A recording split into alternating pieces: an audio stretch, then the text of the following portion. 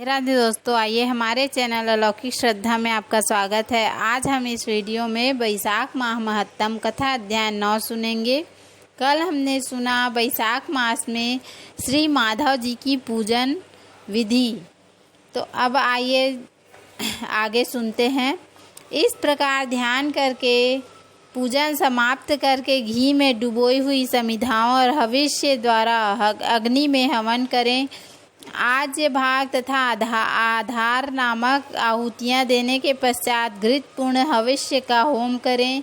तदंतर पुनः भगवान का पूजन करके उन्हें प्रणाम करें और पार्षदों को नैवेद्य अर्पण करें।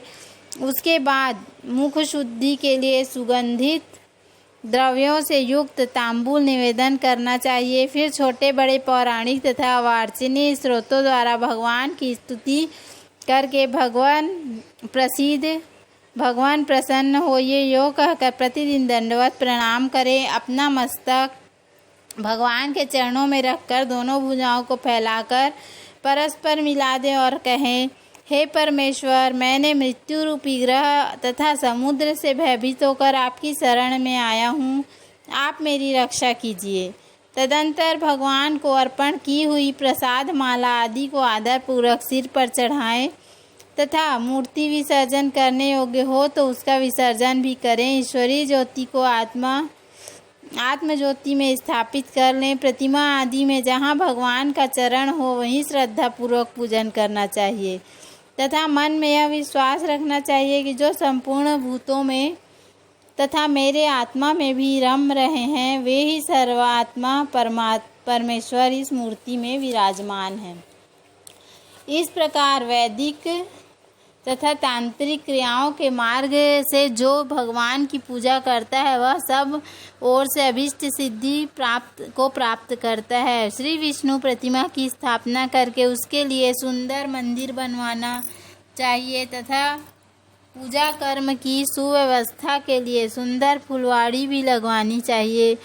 बड़े बड़े पर्वों पर तथा प्रतिदिन पूजा कार्य का भली भांति निर्वाह होता रहे, इसके लिए भगवान के नाम से खेत, बाजार, कस्बा और गांव आदि लगा देने चाहिए। यो करने से मनुष्य भगवान के सायुज्य को प्राप्त होता है।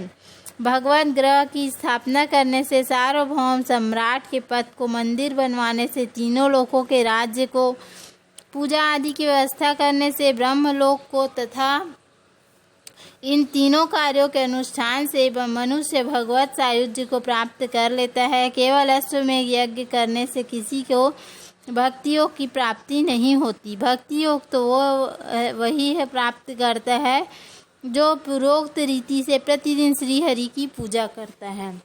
राजन, वही शरीर शुभ कल्याण का साधक है जो भगवान श्री कृष्ण को साष्टांग प्रणाम करने के कारण धूलि धूसरित हो रहा है। नेत्र भी वे ही अत्यंत सुंदर और तपशक्ति से संपन्न है।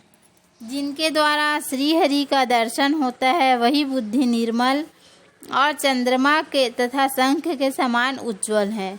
जो सदा लक्ष्मीपति के चिंतन में संलग्न रहती है तथा वही जीवा मधुर भाषणी है जो बारंबार भगवान नारायण का स्तवन किया करती है।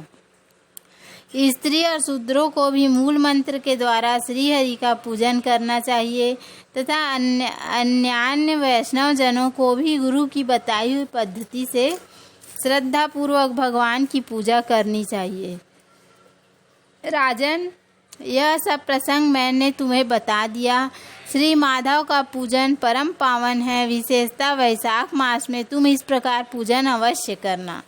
सूत जी कहते हैं, महर्षिगण इस प्रकार पत्नी सहित मंत्र वेदता महाराज अम्बरीश को उपदेश दे उनसे पूजित हो विदा लेकर देवर्षि नारद वैशाख मास में गंगा स्नान करने के लिए चले गए।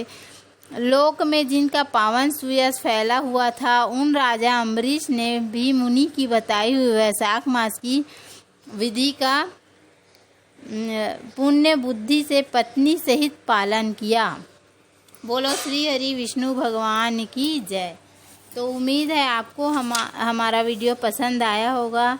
यदि हमारा वीडियो पसंद आया तो वीडियो को लाइक, शेयर और सब्सक्राइब करना ना भूलें। अगली कथा हम कल सुनेंगे। धन्यवाद। राधे राधे।